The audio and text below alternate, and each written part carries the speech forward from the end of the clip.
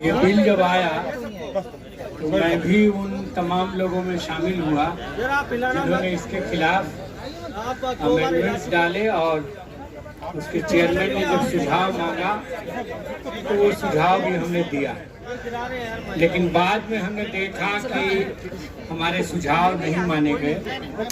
Opposition के किसी भी मेंबरान के जिन्होंने अमेंडमेंट के लिए दिया था वो किनारे रख दिए गए। तो असल मंशा दूसरी है, वो धीरे धीरे करके हिंदुस्तान के एक बड़े तबके को किनारे करना चाहते हैं। उसकी भाषा छीन रहे हैं, उसका पहनावा की बात कर रहे हैं, उसकी ज़मीन छीन रहे हैं, उसके खाने पीने की आदतों से उसको हटाने की कोशिश कर रहे हैं। और उसमें सबसे बड़ी जमात आप हैं, हिंदू मुस्लिम हैं, लेकिन आप अकेले नहीं हैं। जो लोग भी इनसे असहमत हैं, अभी पार्लियामेंट में क्या हुआ, अभी आपने देखा कि भाषा के सवाल पर तमिलनाडु को आइसोलेट करने की कोशिश की गई। तमिलनाडु ने जब कहा कि अगर हमारी भारत की सभ्यता 3000 साल से शुरू होती है तो हमारे यहाँ उससे पहले 2000 साल पहले और एक गांव मिला है। तो हम ये कहना चाहते हैं कि इस देश में इतिहास पर अगर लड़ाई छिड़ी है तो इतिहास में सब हैं। मुगल काल भी है, ब्रिटिश काल भी है, बौद्ध भी हैं, राखी गढ़ी भी है हरियाणा का। तमिलनाडु का अगर पुराना वो गांव मिला है 5000 साल पहले का, तो वो भी हमारा गांव है, हिंदुस्तान का गांव है। इस नजर से देखना होगा।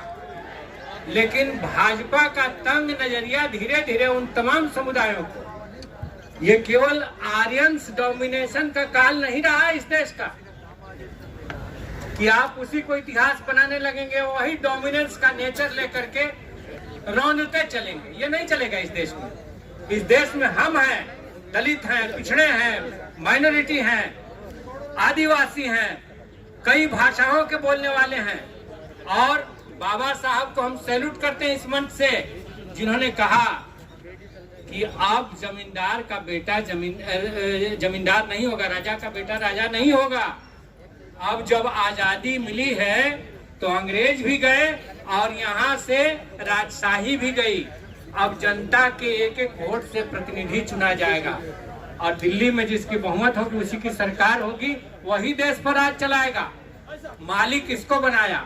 और ये संविधान में खूबसूरत लाइन लिखा कि हमारा संविधान लिंग, जाति, भाषा, धर्म के आधार पर अपने नागरिकों के बीच भेदभाव नहीं करता। तो ये हिंदुस्तान को ले चलने की, एक रखने की और आगे बढ़ाने की सलाहियत थी।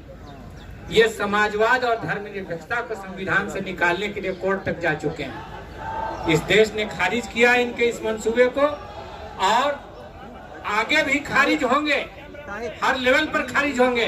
तो मैं बस इतना ही कहूंगा कि मैं आपकी लड़ाई के साथ हूं, आपकी मांग के साथ हूं और ये देश आपका है, आपका खून पसीना लगा है इस देश को बनाने में। और अभी हम किसान आंदोलन के भी उस NCC नेशनल कोऑर्डिनेशन कमेटी के एक मेंबर रहे हैं जो दिल्ली बॉर्डर पर आंदोलन चला। तो मैं कहना चाहता हूं कि देश के किसानों ने, उनको भी किनारे करने की कोशिश की गई है। जो देश का अन्नदाता था उसको कहा जा रहा है कि वो ट्रबल मेकर है, वो गड़बड़ी पैदा करने वाला है। इसीलिए हार नहीं मानना है। अगर उनकी जिद है कि हम देश में फासिज्म को थोपेंगे तो हमारी भी जिद है कि हम संविधान को और डेमोक्रेसी को, जमहूरियत को इस देश से जाने नहीं देंगे। हमारी भी ये जिद है और ये लड़ाई चलेगी। जितनी भी लंबी चलने वाली लड़ाई है चलेगी और उसमें हम फतह हासिल करेंगे। बहुत बहुत धन्यवाद, शुक्रिया।